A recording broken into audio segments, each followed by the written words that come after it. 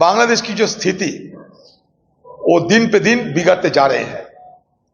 फिर भी मैं ये कहूंगा कि बांग्लादेश की जो आम लोग, ये आम लोग इस तरीके से हिंसा, इस तरीके से दहशतगर्द, भयभीत की माहौल जो मंडरा रहे हैं, वो बांग्लादेश के आम नागरिक ये नहीं चाहते। लेकिन बांग्लादेश के अंदर कुछ धार्मिक, जिसको हम फंडामेंटलिस्ट कहते हैं, ये मौलवादी कुछ तत्वों के इशारे पे, और बांग्लादेश की जो आज की जो अंतरिम जो सरकार है, इंटरिम जो गवर्नमेंट है, उनकी नाकामी कहिए, मिलीभगत कहिए, साजिश कहिए, इसके चलते बांग्लादेश में स्थिति अभी सामान्य नहीं हो पा रहे हैं।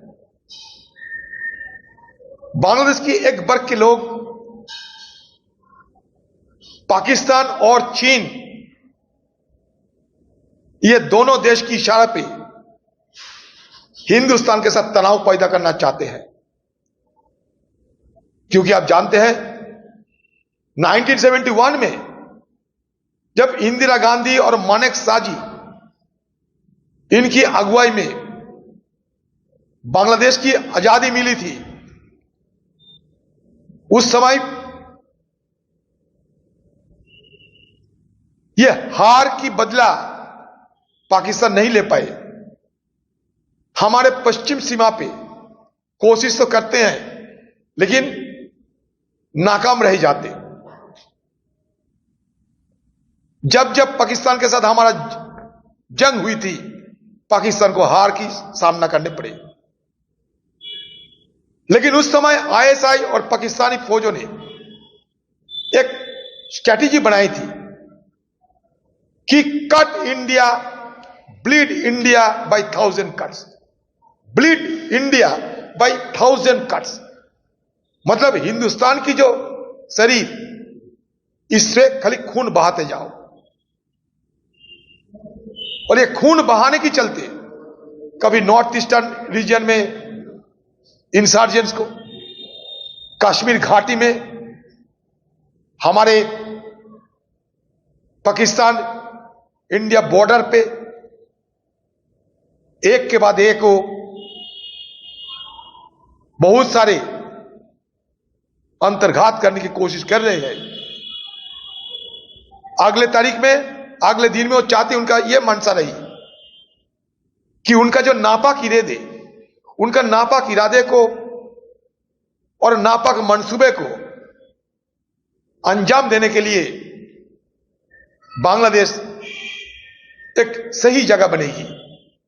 ये सुनियोजित तरीके से बांग्लादेश में ये अशांति और तनाव फैला रहे हैं, पैदा कर रहे हैं, क्योंकि देश, हमारे देश हिंदुस्तान के साथ इनका कोई टकराव हो।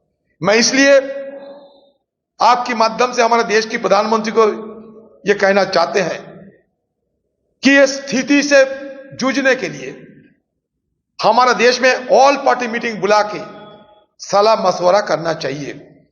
क्योंकि स्थिति जिस दिशा में जा रहे हैं, इसको अनदेखी नहीं किया जाना चाहिए। सबके साथ मिलकर सलाह मशवरा करके ऑल पार्टी मीटिंग बुला के बांग्लादेश की स्थिति को बड़े गंभीर से चर्चा करना जरूरी है। बहुत सारे लोग दुखी है, वहां तनाव कम होने की नाम नहीं लेते हैं, और खासकर कोई निर्वाचित सरकार भी नहीं है। बात करें तो किसके साथ करे, और इसी फायदा लेने में मौलवादी ताकतों ने जमीन पे उमड़े। मैं ये भी कहना चाहते हैं कि जामा मस्जिद की इमाम जिस तरीके से बांग्लादेश सरकार की निंदा किए हैं, मैं उनका सराहना भी करना चाहते हैं कि हमारे देश में सब मिलकर इकट्ठा होकर देश की सुरक्षा और साथ साथ हमारी पड़ोस में जो कुछ हो रहे हैं उसको अनदेखी ना करते हुए हालात सामान्य करने के लिए जो जो कदम उठाना चाहिए ये उठाना जरूरी है।